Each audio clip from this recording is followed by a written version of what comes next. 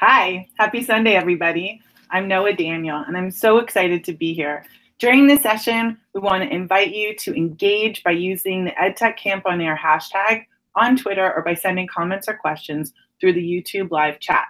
If you're watching this video on the EdTech Camp on Air website and want to access the YouTube live chat, please click on the word YouTube at the bottom of the video, and you'll be taken to the YouTube live page where you'll find the chat. Okay, let's get started.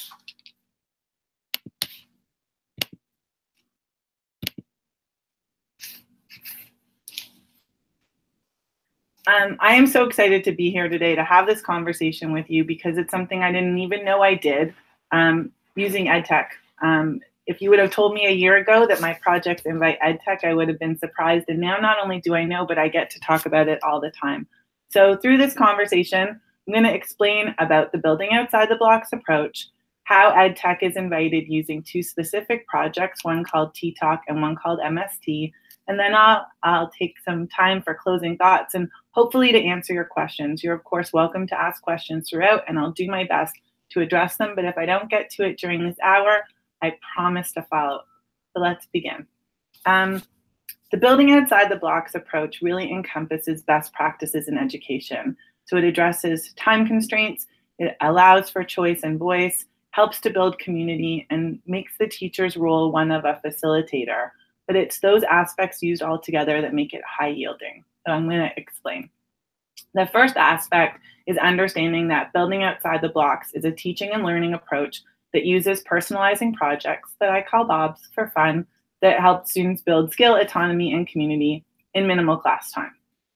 The idea of skills is not only within the curriculum itself, looking at literacy skills and creative thinking and critical thinking, but also the learning skills that are identified by the YRDSB. So these are skills that can be built through every one of the projects, but each project caters to something different, and I'll get to there for sure. Autonomy is a huge aspect of what it is that I'm trying to build. And one way that I do that is by allowing students to choose when they want to present. So I will give students a timeline. Maybe it's a month and a half. I've even done it for a week. Or 3 months, and the students can actually choose when they want to present. Now, my eldest daughter, who's in York Region in grade 8, said, "What? How can it be fair if 30 people are not all presenting at the same time?" So I'll pose the question back to all of you. How can it be fair if 30 students are presenting at the same time? Do they all get the same attention? Do all the learners in the class really take in everything that they're doing? Wouldn't it be amazing if students had the time and place to do what they need to do, and you had a way to support individual learners? So when no more than 3 people are presenting in a given time slot, it really allows you to scaffold the learning for the learners, and it allows students to own their calendars and give themselves a sense of advocacy. So here's an example. Let's say you're somebody like me, a risk taker. You're like, okay, I want to go first, and you sign up for November 27th, and all the other risk takers follow suit. But maybe you're not like me, and you kind of want to hang back and see if you presented before you sign up to present yours. There's room for that. And maybe you're a procrastinator. That's cool. You want to present December 19th? No problem. But what happens during these projects, because I do more than one, is kids start to notice what they need the most. And some students say, you know what? I procrastinated. It didn't help me produce anything better. This time, I'm going to go earlier. Or it allows people to really take ownership of their personal schedules and say, I have a dance competition December 10th, so I'm going to present earlier and make sure that's done so I can really focus on dance. Or the coach has me on the ice a lot because we have a tournament coming up. I need to present after that. So students can not only own their schedule, but they can really reflect and self-regulate. It's an incredible opportunity to allow everybody the time that they need to produce quality work. The other aspect of this approach is that the projects are not presented to the teacher. They are presented to the class community, and by presenting them to the class has a role as an active audience. They ask questions, give feedback through comments and critiques, which we practiced before to keep it positive. They model and articulate the success criteria. I really like the way that you presented. You had a lot of eye contact. Next time, please don't move so much. It's hard to follow you. It's amazing to hear what the students say. It's probably what I would have already said, but it really does add to the vibe in the room. It helps students not only model and articulate the success criteria, but makes them a community of coaches who are helping each other to build towards success. And it creates a classroom culture where kids are really psyched and they learn a ton from each other. The final aspect that this really addresses is the issue of time. I started teaching in a rotary system at a parochial school, and time, we think we have problems in public school. There was no to get it all done. So I thought maybe if I could do more with home time, instead of calling it homework, I could actually do more in class. So class time with Bob's is only really utilized to introduce the projects. Sometimes there's some leeway, certainly to model what the projects are, but really mostly to present. Some students get start time, but really the remainder of the work gets done at home in view of that deadline. So students who say, okay, I signed up to present in October, I have 4 weeks, I'm gonna work every day for 20 minutes. They're really learning to organize themselves, and they're making mistakes that help them know who they are, know how to do better, and it really helps to foster a growth mindset. The last aspect is the role of the teacher. And my role is really as a facilitator. I put the agenda on the board. I let the students know through Google Classroom and through sharing the schedule that they signed up for what all of the presentation dates are. I remind them in advance, and I help to facilitate the process, especially the transitions, which can be a little bit challenging. I'm there as a note taker. When I first started doing this, I didn't know I was developing an approach. I actually had this incredible mentor that said, what is this thing that you're doing in the class? And it resulted in not only me naming this approach, but being able to articulate and write about it. And she would say to me, what are the artifacts that the students are learning? What's the evidence? And so I started taking photographs and I started filming, and that's really been a powerful tool, which I'll get to in a few moments. But also my role is as an assessor. Mostly Bobs are formative pieces, but as I'll explain when I get to the tri-Bobs, they can come as diagnostic, formative, and summative because they've been given the time to really deepen learning. And so as Evan for learning can be the forms of assessment that are utilized through the Bob approach. Of course, you're there as an accommodator, and that's not just to meet the students who are identified, but the students who have anxiety or the students who have language challenges and are afraid to present to the class. Some of the accommodations I've given students include their ability to present just to me at first and scaffold it. Ooh, wonderful. Hi. I was just checking my phone. I apologize. Okay. The other one was that I get to also be a creative collaborator. So a student might say to me, okay, Mrs. Daniel, I was thinking of making a piece of art, maybe a sculpture, and they'll throw out material to me and I'll say, okay, I actually have a different material. I think it's easier to work with. And I get to actually have a say in how they're producing this incredible product that they own and they're excited to share with their class. So Bob, as an approach, addresses time, choice, community, and the role of the teacher as a facilitator, but done in tandem. It's an incredible opportunity to personalize learning and really get to know students. My students have had a lot to say about the projects, and actually, that's how I decided which one I was going to present on when I first did EdTech Camp in the fall. I love all my projects, and the more I create them, each one I love even more. So it's very hard to decide which one to share at any given time. But I had received this incredible email from a student who had just started high school, and he kind of gave me my answer. So I'm going to share with you two Bobs. One's called a Tea Talk, and one's called Master Storyteller. Everything has a fun name because that's also what I love to do. And hopefully you'll get a sense of how that helps to invite EdTech. So Tea Talk essentially was how I got to Genius Hour, and this is a shout out to Kim Polishuk, which I'll get to in a moment. And Master Storyteller was my very first tri-Bob that I had articulated as a tri-Bob. I had done it before, but I didn't know I was doing anything. Anyhow, I'll get to the Tea Talk idea. It came from me really wanting to do Genius Hour, and I felt like I hadn't done a great job on handling the sustainability aspect in grade 7 geography. So I had this opportunity to teach grade 8 geography, and I wanted to utilize Genius Hour. So a friend of mine's daughter was in Kim's class. She said, oh, this is the most amazing teacher. You have to get in touch with her. Now, I wasn't even in York Region at the time, but when I reached out, she was not only responsive, she was patient. She sent me materials. She really supported me, and it gave me the steps that I needed to plan what was one of the most engaging things I had ever done with learners. And it was more than half of the students' comments in their reflection for their graduation that year related to this project. So it was pretty awesome. I'm going to tell you how I did it. I called it Take Only Pictures. And the idea was I started with photographs of things related to sustainability to build student schema and to help them begin exploring what they were passionate about under that umbrella. Now, I need to preface this by explaining the difference between project-based learning and BOBS. So I actually started T-Talk as project-based learning. What's unique about project-based learning, and I do a ton of it, I love it, it's an in-school activity. So students can be supported in time, teachers can be extremely responsive, walking around and making sure that learners get what they need in the process of creating these products, and often for authentic audiences. What makes BOBS really different is that most of the work is done independently and at home, and that class time is utilized to not only share, but to build community, as I said before. What's different, though, is that the audience being the class isn't the only way to address audience, but that the journey isn't only external. Students have to reach inside themselves through a BOB to use a piece of themselves and the project as the conduit to see who they are, to find their voices and explore their passions. So that's what they did. And of course, learning skills is at the forefront. So these were the ones that we covered.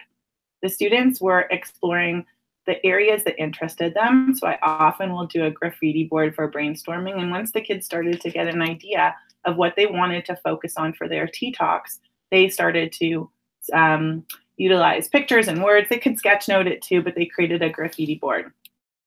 After that, I introduced the 4 steps to T-Talk. Now, originally this was called Tea Time Talk, and it came from the 20% time idea behind Genius Hour. And the kids, they owned it so much that they're like, Mrs. Daniel, we want to call this T-Talk. And I said, okay, call it T-Talk, sounds great. And so by the next day, somebody had utilized or repurposed, we'll say, the TED Talk logo and made it into T-Talk. But it was just a reflection of the ownership that happens with these projects. So we went from the pitch to the blog to the action plan to the talk. And the goal was for students to bring forth whatever their topic was using one of the EdTech tools that they chose and pitch their idea. They had 90 seconds and I videotaped it. And one of the coolest things that happened was they had for homework to watch their pitches. And they had to come and meet me and tell me what their next steps were before I told them. And it was quite profound. It went from something simple like not playing with your hair when you present to maybe changing a topic that you're more passionate about or relates more significantly to your life. After the pitches is when I introduced blogging. And one of my students, oh, sorry, I missed a point. I apologize. When we were talking about the criteria for an effective pitch, we used Padlet for the students to generate ideas. And then through Google Drive, I shared the shared writing piece that we wrote as a class.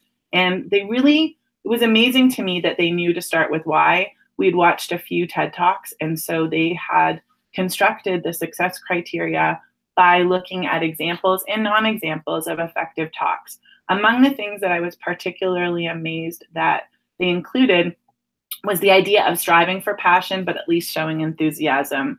You know, a lot of the talks that are least effective look like the people are bored. So my students were really clear that they wanted to be deeply engaged in what they were doing and hopefully find passion. So as I was saying, the students were so excited and a lot of them presented on incredible topics. This is a great way to integrate with other areas of the curriculum. You can look at science and, of course, language arts, media literacy, unbelievable. And their feedback was also incredible. So when we got to the blog, the first criteria was that they reflected on their pitches in writing. And the blog choices were all whatever free formats I could find, but the students chose the format that worked for them. Some started in Wix and ended up in WordPress. Some started in something and stayed there. But I just wanted to give you an example of how they used this as a tool. So this particular student not only reflected on her pitch and some of the content of her research, but she really used the blog as a tool for her learning. And when she got the first response from somebody outside of our class, never mind across the world, she was so excited. And every student was like, oh, I have somebody in Russia, I have somebody in China. And they had a real authentic audience, which elevated their sense of purpose and got them to really effectively communicate their process and their thinking, which fed back into their ability to work towards their goal of their self-selected date for their T-Talk. This is where the PBL part of the T-Talk ends and where the Bob part of the T-Talk continues. The only other class time they received after this was a few blogging moments because I needed to support learners after seeing the first example as a diagnostic of how they were writing. So I did need to give them some class time to work on their blogs, but really so that I could meet with individual learners and help them and support them.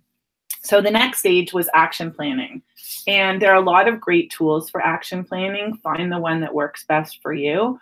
But the goal of action planning is giving students an authentic skill that they can use anywhere. And so this same girl decided to actually blog about her action plan. She obviously did more than the required 3 blog posts, but she looked at it, the checklist model, created this for herself, and I highlighted the part where she thought already, so this is in the fall of last year, she already knew, of 2016, she already knew that she was going to be able to use this as a tool for life.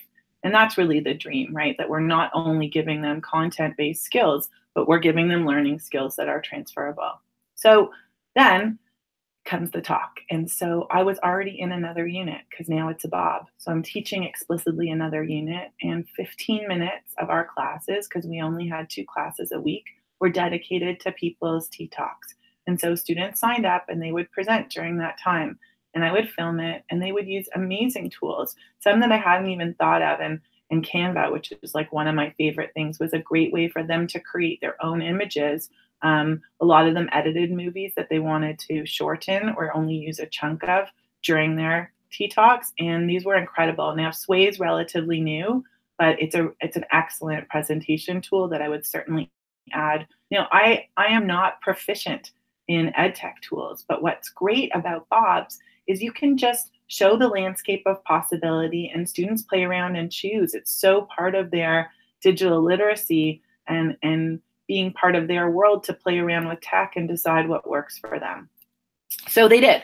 And I try always to capture an image of them in their purest sense during their presentation to give myself and themselves and whoever I share this with a sense of how wonderful these projects are for them.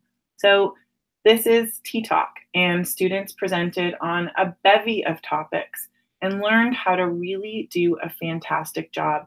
Now, I have imported 3 of the presentations, but I want to come back to them potentially at the end because I want to make sure I address all of your questions, and my slides will be available to you. But each of the 3 that I've chosen, like all my learners, it was very, very hard to pick 3. So I just wanted to pick 3 really diverse subjects. So we have GMOs, the use of palm oil, and the challenge of what's happening with bees and pesticides. But after the students are done, they had to reflect in their blog post. But in all of my Bobs, student reflections are essential tools for me to iterate my projects and improve for them. So I had a lot of them Flipgridding. That was fun. And so that would help them generate the ideas of what the project did for them. And one of my favorite pieces of feedback is always how much the students learn from each other, because we live in a world where we're in the information age, but if they can appreciate learning from each other, that's a learning skill that can be tough to teach, and it's powerful. So that was T-Talk. And here are some of my other one-off Bobs. A one-off Bob is a project that you deliver once, and like I said, it can happen over a week, several weeks, or several months. This year, being in YRDSB for the very first time, I was so excited to introduce the What's in a Name Bob. The idea is that students learn to do some research, primary resources and secondary resources, by interviewing their parents and finding out the etymology of their name, what it means, and the selection of it, the process, what does it mean to them, what does it mean to their parents, and they even get to analyze if it was a good choice and what name they would rather have. But doing it in public school, the sense of inclusion, the sense of community, the sense of watching a student. I mean, these were grade 5 students, and this student said, my name is in a Hindu prayer, and I never even noticed. And now every time I pray, I'm so proud of my name. I mean, that the revelations that were happening in the room and the sense of the people in the room, you can't fill that out in a laundry list of what are your likes and dislikes. This is a really authentic tool to bring whole people into a classroom, and we're all the better for it. This year at Rosedale Heights Elementary, where I am right now until June, I introduced the Healthy Start Project in my second week, 21 days from Stephen Covey, 21 days to start or stop doing something that relates to health. So is it about wellness or fitness or what you eat or consume, nutrition? And the students really rose to the occasion. It was amazing. I'm in the middle of presentations that will culminate at the end of the week, but I had a student produce a hand. I actually just posted it maybe this week, where he was celebrating the fact that he learned to stop biting his nails. He had decided through this process that this was a reflection of anxiety, and then he needed to channel his feelings in a more healthy, positive way, in a healthier and positive way. So that's what he did, and he accomplished it. He was actually really insightful in how he presented it. I had a student learn to eat eggs, and she made a sculpture of an egg because it turns out she really likes them over easy. I had another student infuse skipping into her daily life, and she tracked it using data management skills that she learned in math and made a beautiful poster that wasn't just aesthetically pleasing, but it was a reflection of what a deep task this was for her and how meaningful it was to incorporate her whole family in her 100 skipping rope jumps every single day after dinner for 3 weeks. Now, it doesn't work for everybody, but instead of me giving feedback only, the students get to see and learn from each other and say, you know what? I didn't do as good of a job as I could, Mrs. Daniel. I really want another try. And because I love Bob's, they'll have another try, and they'll have multiple tries, so that by the end of the year, they'll have schema of success. And that feeling, that sense of validation is something that you can tap into later. So Precious Cargo actually is something that I saw as a homework assignment when I was teaching grade 6, the unit on immigration. And the task was to think of something that you would take with you if you had to emigrate. But it's so much more powerful as a Bob. Students in the first year that I did this presented on items that survived the Holocaust, items like the dog that a boy who came from Hungary had to leave behind, beautiful stories of families and heirlooms and incredible things that never would have come into the classroom without this project. And this year at first, I was almost disappointed. More students than not actually brought in stuffed animals. And then I was blogging about it and I realized, wow, I created a safe space where students were in a community and felt safe enough to talk about the stuffed animals that they sleep with at 11 years old. That's pretty awesome. So like I said, these are all powerful ways to use a piece of yourself. History beats, I started when I was teaching grade 8 for the first time history, and I thought I had to infuse some musical fun because I like music. So not only do they have to analyze a song that's historical about a person or event, but they get to really look if the song is accurate. They get to triangulate the data. So they're using critical literacy at the same time that they're presenting a song and making it very meaningful. I'm actually presenting on History Beats and my other musical Bobs at Mad PD coming up in May. Your Deeds Are Your Monuments is a Bob that came from teaching Wonder. And the first year that I was teaching it, the students were creating products where they had read an autobiography independently about somebody or a biography about somebody who had made a difference in the world. And they were creating such incredible products that I made it into a Bob so people could really properly share, not just as a gallery walk. And the bust of Malala, oh my gosh, and the model of Terry Fox, and the 3 cups of tea that still sit on my shelf that are so beautifully constructed out of Fimo with little shapes. I mean, these are celebrations of people who get to choose the people and talk about why they use that material for that project that relates to that product. The one on Gandhi, they tried to make homespun so that they could really show what they learned about that person. The whatchamacallit came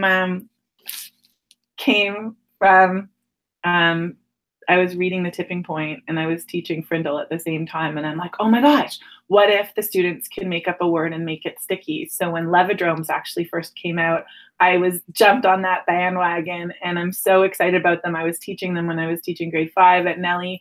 And it's just a fun way to get kids excited about making up a word and seeing if they can make it real. So I was doing Bobs for a while and I was sharing them with colleagues, and this colleague at my former school at the South Campus said, I kind of want a Bob for the Rocks and Minerals unit. And I was like, hey, I wasn't teaching science. I was like, I want to play with Bobs for Rocks and Mineral unit. So I created Rock On, which I'm actually going to get to use with my grade 4 class at Rosedale Heights. So I'll let you know about that one. And then this really all started because I was teaching grade 7 and 8 science and terrified and kind of crying a little when I saw the eye wash station for the first time. I was pregnant and asked to teach for 3 months these 2 grades. And I thought I was never going to be good enough to do it. And this mentor that I had referred to before walked in my classroom and she's like, the kids are learning and they're engaged. What are you doing? And I said, well, the only thing that made me stop crying this summer was creating this project to help them find themselves and use their voices. So for example, I was teaching a pure substances and mixtures unit, and students were exploring baking. They were exploring, whatever concoctions they were interested, perfumes, makeup, shampoo, and they were deepening their sense of what a pure substance and mixture was at the same time as they were really having fun. And this is where she said, well, what do you call it? And I'm like, I don't know, I'm building outside the blocks or something. And it took me 4 weeks to actually decide it was in fact called Building Outside the Blocks. Okay, so those are my one-off bobs. And I'm going to introduce the idea of a tri-bob to you through Master Storyteller. So Master Storyteller was a way that I wanted to teach my students how to tell stories. Storytelling, as we know, and we've actually been talking a lot on Voice Ed about, is one of the most profound and important tools in all areas of life. So how do we really teach students how to be storytellers? And that's where the tri-bob is so, so powerful. So the essence of a tri-bob, literally try, is you revisit a project 3 times. So you take a bob and you add a dimension at each revisit. And through assessment, students can actually show their progression. So it gives students multiple opportunities to deepen skills, to use reflection for learning, and to demonstrate that growth mindset. So this particular bob, relates to every aspect of the language arts curriculum. I love it so, so much. I've done it in grade 3, I've done it in grade 4, and I've done it in grade 6. I have people who have used these bobs in grade 8 and in grade 10 with ELL. It's got a lot of reach. So although always I look at skills and I use these as opportunities to help students develop learning skills, this was fun. And it started in an innocuous way by students choosing a picture book to read to the class. Yes, they had to look at in the eyes of their audience. And yes, they created a shared sense of the success criteria of how to tell a story, how to read a book. But the choices were about them. So maybe it was their grandmother's favorite story to read to them, or maybe when they were little and the librarian read a story that changed their life, this is what they were sharing with the class. And all of these are opportunities to really get to know your learners and use that information later. Okay, so MST2 is where the EdTech really starts to come in, but also low tech. I mean, students had every opportunity to present the next book. So they pick a different picture book. And it was the first time I actually had ever seen Minecraft. A student was using it to tell the story of the 3 little pigs. And the first time I saw his big bad wolf, I was like, this is his take on the big bad wolf. That's amazing. I saw stop motion animation that took this boy 3 days over a weekend to do. And he was so deeply engaged, it didn't matter. Even though it was a 5-minute presentation, he was so committed and devoted, and so many of them are. So I've seen lots of different manifestations. I've seen, using the Lego app. I've seen it with Toontastic, and I've seen it with puppets, and I've seen it with videos, and I've seen it with PowerPoints, and I've seen it with every page of the book scanned in. And MST2 is amazing. This particular student was so freaked out at the beginning. And by the time she got to this, she's like, I got this. I want to use PowerPoint. I just taught them how to do it for their whatchamacallit. And she was so excited. Every single page took so much time for her to think about and make and learn to read next to. And it really evolved the storytelling aspect of this skill. But for some kids who don't have many opportunities to really see themselves at school, to really feel great about their learning, this was an opportunity for them to feel fantastic. And when things get hard, because learning can be hard, they can tap into that feeling when they presented their bob and they had their time in the sun. As it says in Wonder, everybody deserves a standing ovation. This is their time to have a standing ovation. And MST is a great way to do it. So MST3 is an evolution from an entire year of learning to tell stories, first through MST1 and then 2, and then through explicit instruction and the 6+1 writing skills, students learn to write a story and they present their own story. Many of them do a personal narrative and they're so excited to share the story of the time they fell off their bunk bed, the story of the time they finally got to go to the Harry Potter world, the story of their mother's accident retold with Barbies, and completely original stories sometimes told and timed, the ascent and descent of a roller coaster that they've always wanted to go. Full of opportunities for learners to be excited, to be engaged, to use EdTech and not use EdTech, whatever way that they want to tell their own original story. But if you see their faces, if you see that little glitter, that's the dream. And that's something that this Bob and all the others invites into the classroom. So I've done it. Ooh, dear. I've done it in grade 4, and I've done it in grade 6. And the idea of Master Storyteller is that you read a picture book, you present a picture book with visuals, and then you write and present your own original story with visuals. And that's a skill that can keep on giving. So the essence of a tri-bob is really that sometimes you need more than one time. I wrote a blog post recently when I came up with this song that I was singing over and over, even though it came from Schoolhouse Rock. It was the Jack Johnson version. And I was singing 3 is a magic number. And you know what? It really is. Having 3 chances to revisit a project, being able to try again and make mistakes and learn from them and try again and succeed is an incredibly powerful tool and something that students deserve to have in their lives. Some people never ever meet with success, and sometimes they meet with success a lot. And those a lots go a long way. So here are some other tri-bobs that I've created. The PS series, which I created for grade 7, start with a portrait of yourself, move to a personal soundtrack, which actually evolved into a podcast that gets released every Monday on Voice Ed that I love, called the Personal Playlist Podcast. You can tune in live or you can get it on demand. And then photosynthesis, where students take their own photograph and lead the decoding of it for the class. I had this unique privilege last year of teaching grades 6, 7, and 8, MYP 1, 2, and 3 in our middle school. And I had always had a tri-bob of What's Up and made a triad of tri-bobs, which I actually just presented at the Global Education Conference, because it really helps with the global goals for sustainable development, but it also helps to build and scaffold the sense of news, critical thinking about the news, and talking about the news for students. So the What's News literally is looking at what makes something newsworthy and evolves to understanding how photographs complement the news.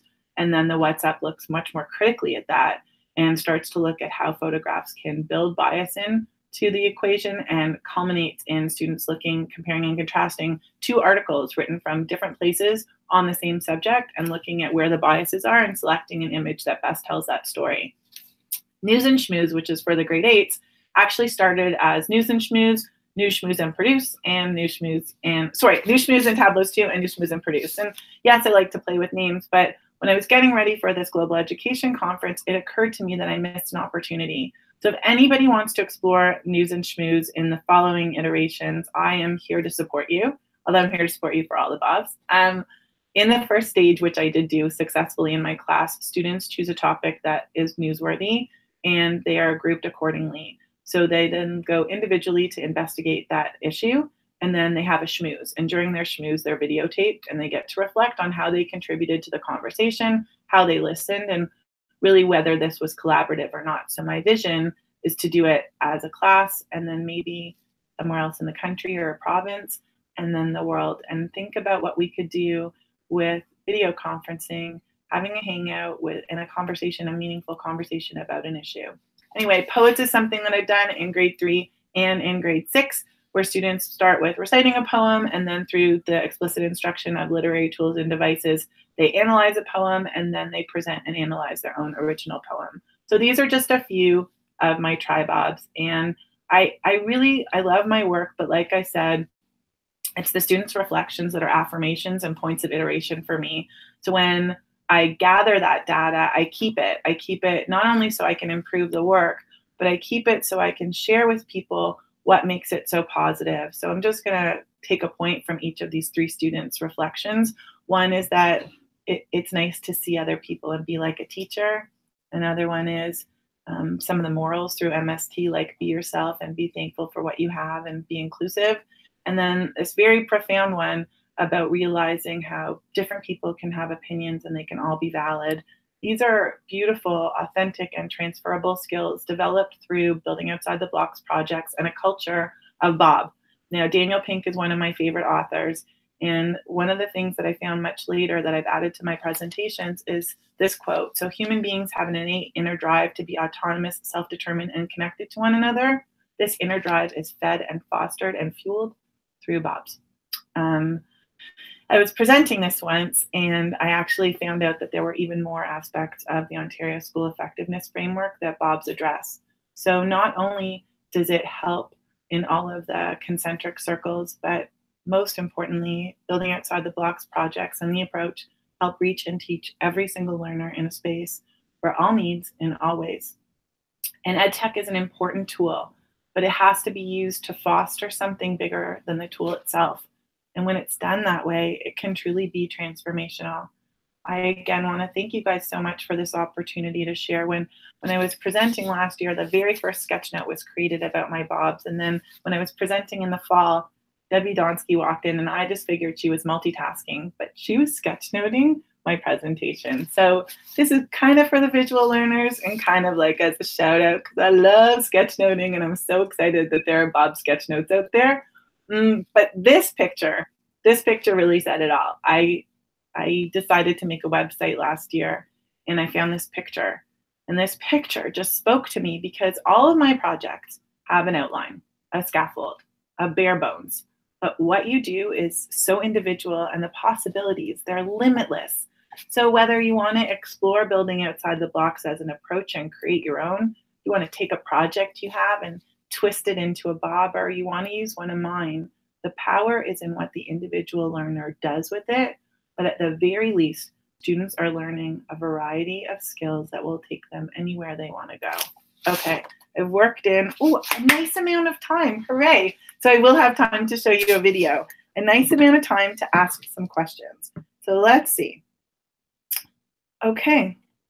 Whatchamacallit, Levodrome. Yes, Ramona. That is exactly what I was talking about. Laura, I'm glad that you love so many of the one-off Bobs. I'm happy to share them with you. And yes, Will, they do solve real-world problems, and they can be done for every subject. And while they can cover content, Bobs can also be about skills, but always are about the individual learner. Okay, well, if you have any other questions, please feel free to tweet them at me. I am going to go back, and as promised, I'm going to play you one of the T-Talks and give you a sense of just how this process, this 4-stage process that goes from PBL to Bob, does so much for the learner. So excuse me for just a moment. I'm going back.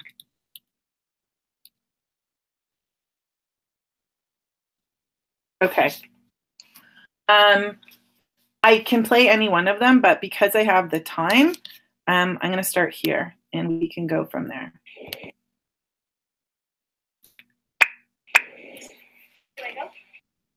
Hello, I'm Denny Moreski, and today I'm here to talk about an issue that occurs in our everyday lives.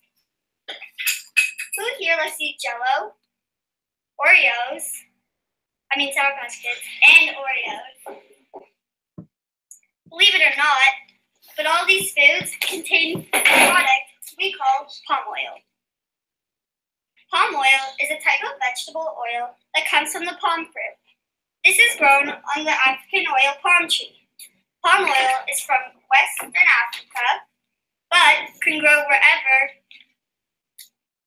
rainfall and heat are available in large quantities.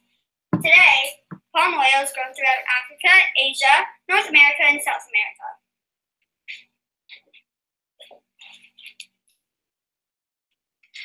In the 16th and 17th century, palm oil became an important item in the developing trade network, supplying caravans and ships of the Atlantic slave trade. In the 18th century, British Industrial Revolution created palm oil of demand for candle making and as a grease for machines. This was supplied by an export trade from West Africa. In the early 19th century, European-run plantations were set up in Central Africa and Southeast Asia. In 1910, palm oil was introduced into Middle Asia by a Scotsman named William Syme and an Englishman named Henry Darby. In the 1970s to the 1990s, Malaysia emerged as the world's largest palm oil producer, and by 1990, palm oil production reached close to 11 million metric tons. Each piece of fruit contains 50% oil. The nut, also known as the kernel, at the center of each piece of fruit is where palm oil is removed from. Palm oil can be harvested 12 months a year. Each tree can produce 10 tons of fresh fruit bunches per hectare. Palm oil causes a major issue called deforestation. The majority of palm oil production is found in only these two countries, Malaysia and Indonesia. Huge chunks of tropical forests and peatlands are being wiped out to make way for palm oil plantations. This releases carbon into the air and causes global warming while shrinking habitats for the endangered species. For example, the orangutans. The orangutans are on the verge of being extinct.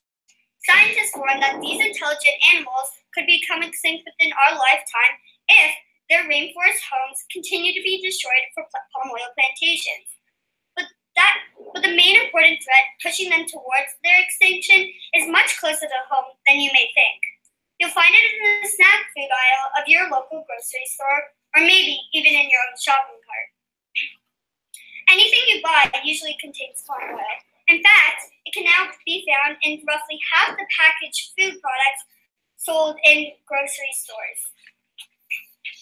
These companies, Nestle, Heinz, Kraft, Kellogg's, Hershey's, and PepsiCo, and many more, all have palm oil in their products. By eating that one delicious bowl of Kraft dinner, or ketchup with your crunchy fresh fries, or maybe even that $2 chocolate bar from Max Milk, causes about 10 trees to be cut down, which means that a whole orangutan family loses their home and potentially dies. All these foods and products contain palm oil. Who knew that these foods will have palm oil in them? After reading that all these foods and products have palm oil in them, I was completely shocked. I never knew that my everyday foods and products have a dangerous oil in them. And what I'm trying to do is raise awareness to all people who buy these products and tell them to stop. Also, tell them the way it is used in their lives and why it is their problem, like I've just told you. An impact that is made to me is now whenever my mom and dad say they need to go grocery shopping, I go with them and monitor what they buy. I read the ingredients on every product that is put in my shopping cart and see if it has palm oil in it or not. I know you may be thinking, this is a hassle. Why would you do this every single time? And I say to save the orangutans and also to save the trees that gives us oxygen. Also, I kind of have to check for gluten while I'm at it, but that's not the point. Since I'm passionate to make the use of palm oil stop, I enjoy it. So I say no to palm oil. Yeah, besides me learning that everybody needs a remote control when they present, I think everybody not only learned a lot, but she truly every day to this moment looks at the ingredients and checks for palm oil. So these are things that are not just momentary. These are authentic skills that are influencing lives and showing how students can take power over their lives by looking at the products that they choose. So it's not only the grade 7 geography unit, it's the grade 8 geography unit, which focuses on that interrelationship with human beings. So much power in what happens in the classroom and what we do with time. So I'm going to have just enough time to show you one more and then take questions. But I need to explain that this one evolved so much from the original. All right, so for my tea talk, I thought that I would choose a sustainability issue that I thought was the most important in the world. Of course, I chose bees. Before I start, if you look at this little thing, would you think that it did so much for the human race? It's just a little bug, would you think? But they do so much for us. It is basically insane. Bees are the #1 pollinators in the world. They pollinate hundreds of different fruits and vegetables so that we can eat them. Some foods that they pollinate are watermelon, oranges, apples, coconuts, potatoes, even potatoes. I didn't even think so either. But even more that I cannot even name all of them. They pollinate 80% of all foods in the world. And you wouldn't realize how many foods are because of them. So take this yogurt. I love yogurt. And would not be here today. So bees pollinate the hay that feeds the cows that makes the milk for the yogurt. They also pollinate the vanilla flower for the yogurt. Bees in America, the farming industry makes a total of $117 billion a year. Bees help contribute $14 billion. That's 10% of the entire American farming industry, not to mention $317 million of pure gold, delicious honeyness. So, you would think nothing is happening with this bee, but bees have been dying at an alarming rate due to CCD, colony collapse disorder. In a bad year, in America, 15 to 20% of the bees die per year, but the colony can still sustain itself and reproduce the bees. But now, in America, some of the hives have been reported losing 30 to 50% of all their bees. And in one case, a farmer reported 90% of all his bees died in his hive, which is insane. Some viruses that are like born out of a nightmare are the Acroparatus woody, which goes into the respiratory system of the bee and basically sucks all the life out of the bee and kills it, and the Varroa destructor, which they are pretty revolting. But the Varroa destructor is a type of disease that infects the young baby larva inside the honeycomb, and when the larva breaks through the honeycomb, it spreads and lays its eggs and goes and just completely infests the entire hive. But one of the main reasons are pesticides. Bees, so many people in America, so many farmers use pesticides on all of their crops to make them either grow faster or bigger. But bees can be not only harmful to bees, but can also kill them. And the realistic thing, this is what our grocery store looks like without bees. But the thing is, you can help. First of all, please do not spray weed killer on your plants, because that also can be harmful or even kill a bee, and you don't want to kill the bees. And also, if you see a bee trapped in your house, don't kill it. Take a piece of paper and a cup and trap it and let it out free so that it can pollinate other plants and we'll be happy. Thanks for watching.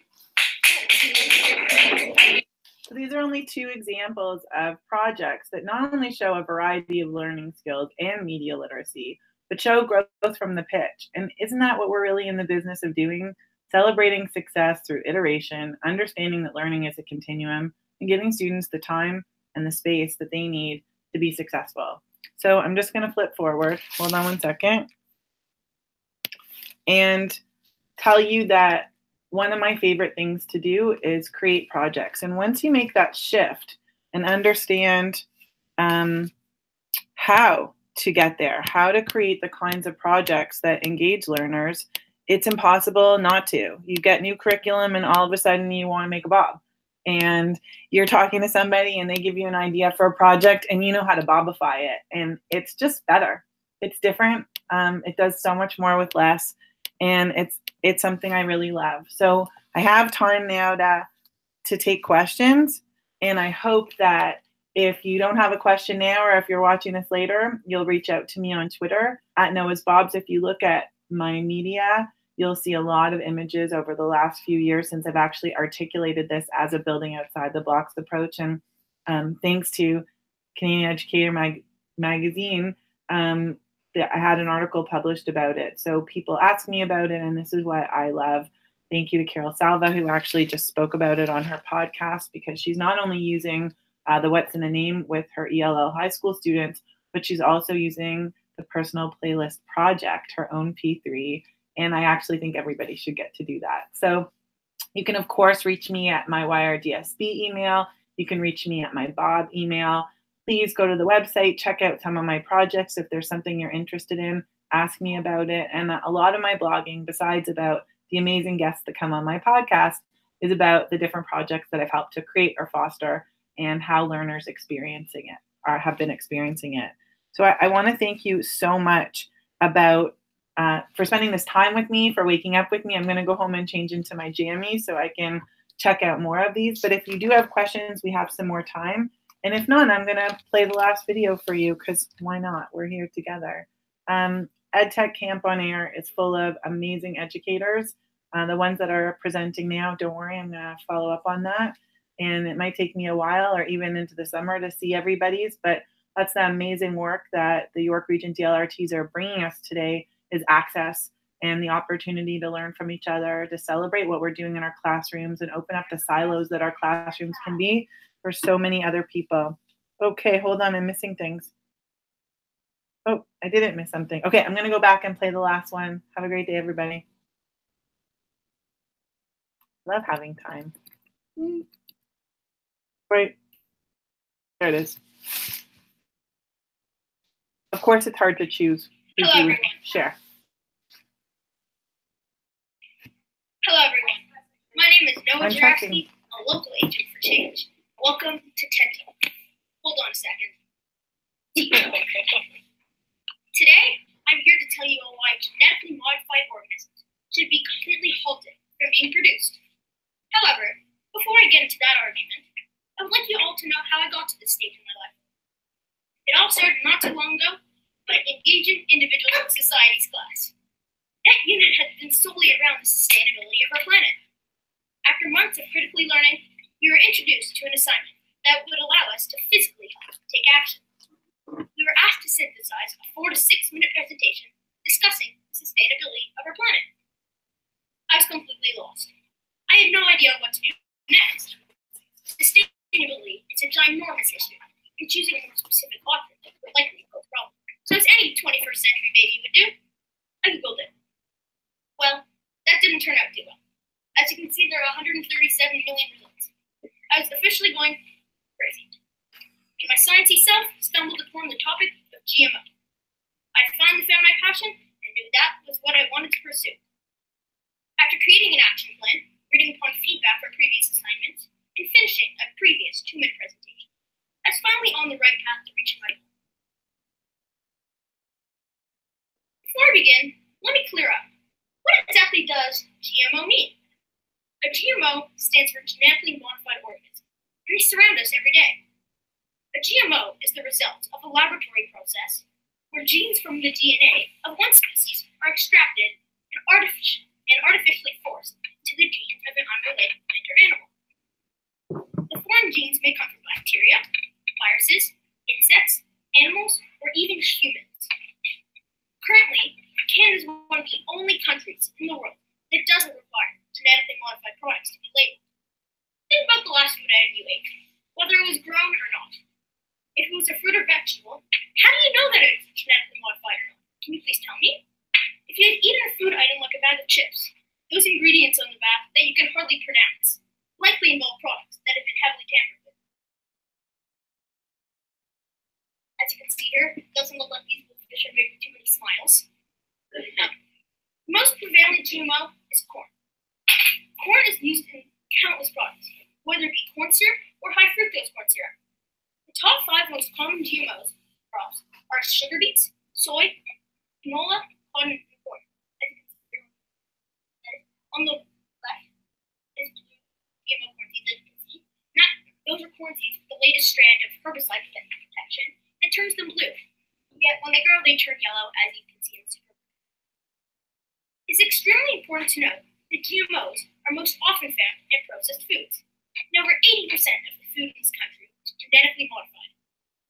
Animals like pigs, cows, chickens, and even farmed fish are fed grains that contain GMO corn. Why? Because it is cheap. Spending less money to make more money has unfortunately become a principle in this country that over the quality of the food we're consuming. Cows, chickens, and pigs are often not exposed to the outdoors and aren't grass-fed, so it's extremely important to be aware of the food that you are spending your money on. If your meat is not grass-fed, it is most likely being a GMO diet, which in turn means you and your family are eating GMOs. Genetically modified crops were revolutionary when the first fruit was accepted for consumers in 1994. It was a product that was cheaper, easier to grow, and pesticide resistant, while still retaining its nutritional value and taste. Well, at least this is what they were marketed as. They completely lied to the public, but the information was not true whatsoever. In fact, these products, for example, did not hold the same nutritional value. They were stripped of them in order to give the crop other benefits. And yes, there are other benefits. Firstly, these crops require less water and land to grow successfully. In countries of drought, this is very beneficial.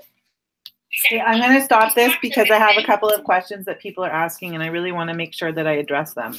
So you can check this out yourself, but as you can see, these are three really different examples of how students approached the task, added humor, and gave themselves a way to not only learn skills and build competencies, but something that they can take with them wherever they go.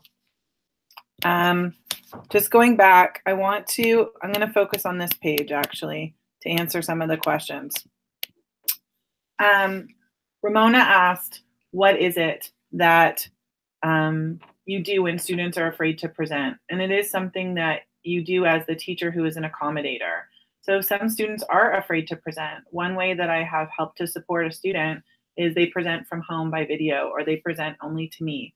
And then by the time we get to the third in a tribob, students usually are ready to present to the class because we built a community, people feel safe to take risks, and they find their voices. And when a student finds their voice, even if it's a quiet one, it's a great space to be. I'll never forget a student of mine who was so quiet, the kids really didn't know her, and she talked about her love of horses. And I think it was her PS1 actually. And through that, I was listening in the halls, and they're like, oh, horses? And little by little, she was conversing with students who she wouldn't normally speak to. And it was amazing to see that something that's so powerful in the classroom could trickle into the hallways and help people build connection, build relationships, and find common spaces through the things that they like because they've been given an avenue to share a piece of themselves. Some of the kids that you see on this screen in particular were not people who were ready to present facing the class at the beginning. But if you see their faces now, you'll see that they not only accomplished something, but they worked through a challenge and they overcame it, which is an essential learning tool for kids to have for life.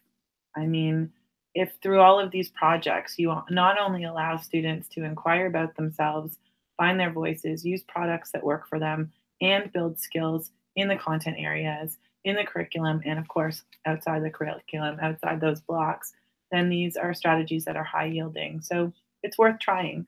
I know some people who try it in little pieces. You certainly have enough time in the school year to try a one-off bob. And this summer, when you're thinking about it, reach out to me and I'll happily support you to get ready for a tri-bob, because those are like wild experiences. And being able to track in a rubric development over time, which is what is probably the most challenging part when you're dealing with the blocks of units and content. You really get to celebrate with the learner how far they've grown on their own learning continuum. So that, I hope, addresses that question, Ramona.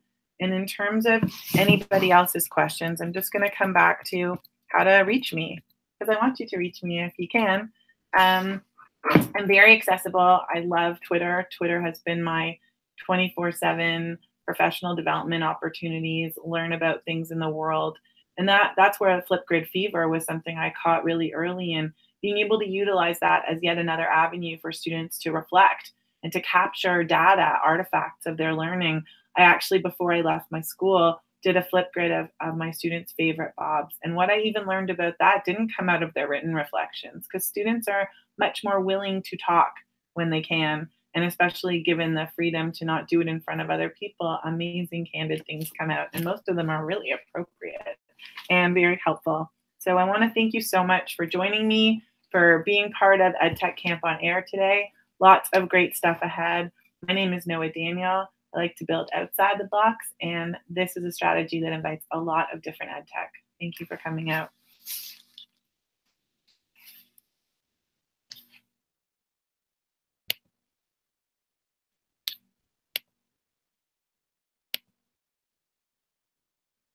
I have to stop the broadcast.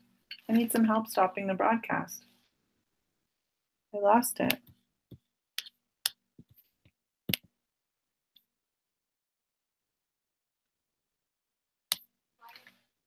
Oh, yeah.